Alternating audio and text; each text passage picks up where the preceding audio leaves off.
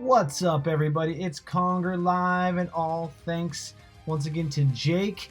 He has redone his tier list. Instead of the spreadsheet he used to use, he went ahead and used the online tool that many people are familiar with when it comes to creating these tier lists. And we were able to get the icons from the fan folder that Kong shared with us on the official TMNT Discord, so that's pretty cool.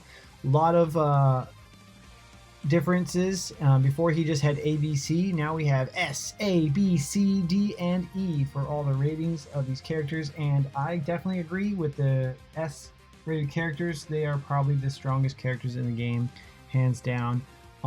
The A-rated characters as well. It's really nice to see Shredder has moved up in the rankings. I am using him right now, and he's doing really well. He actually hits harder than Casey most of the time. So if you had the option between the two, I think I might go with Shredder over Casey at this point. So pretty exciting to see that there. Ray is still awesome, and right now he's got the mutation, so I'm actually using Ray over Toka in PvP this week. It worked out great for me today. I've got 9 out of 10 wins, so pretty awesome there. Moving down into the B rank, we've got Raphael, Rocksteady, Mondo Gecko, Anthrax, Karai, Lotus, and Snow Mikey. Now, Snow Mikey is one I'm not sure if he should be rated in the B tier. I think he's more of a C tier character. As far as I know, his special dash move still doesn't remove defense like it's supposed to. So that would, I mean, if his skills worked like they should, then yeah, he would probably be a B tier character. But I think Snow Mikey should actually be lower, which is also kind of sad, being, you know, one of the last season characters given out through the event, and he's just not that good. Now, don't have any experience with Lotus and Karai, but on paper they both look really good with the new reworks.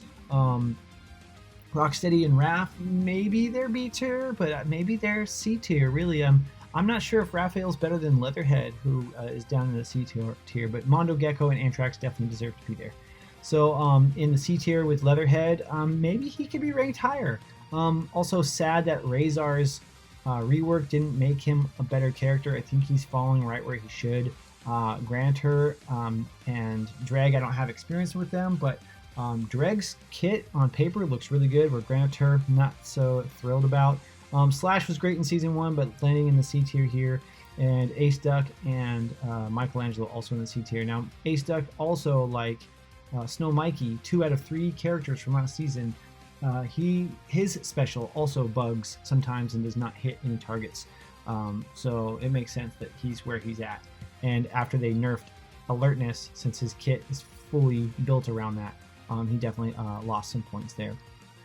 D, sad to see Genghis down in the D tier. I think Genghis is probably a C tier character in my opinion. He's not a great tank and he's not a great brawler, but he's a decent character overall. Same with Mona Lisa and Super Irma. I mean, Super Irma being bugged, it makes sense why she's down there right now, but her AoE is just really good.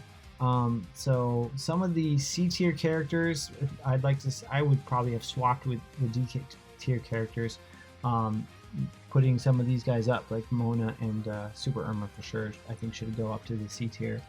Krang, he's really built around Will, so I guess it makes sense that he's in D ever since they nerfed Will after season 1.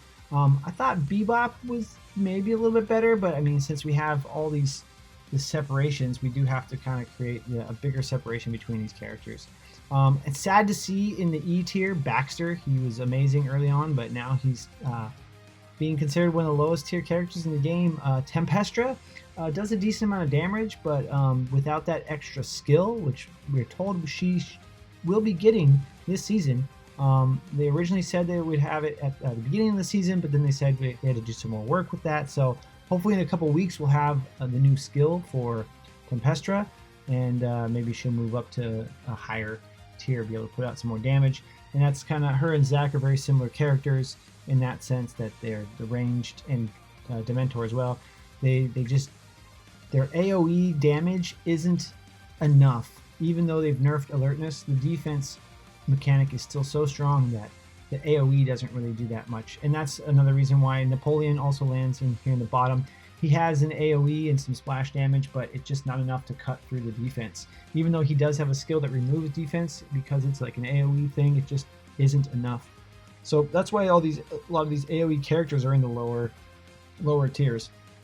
So when you see some offers come by and you see characters like Frosty, Toka, April, Zorax, Ray, Leonardo, Casey, Shredder, Donatello, Splinter, those are the characters I would suggest. Yeah, those are probably good buys, because as we've seen throughout seasons 1, 2, and 3, as they've reworked characters and things, these characters have always been pretty good, other than Shredder, who just moved his way up, and of course the new character Frosty.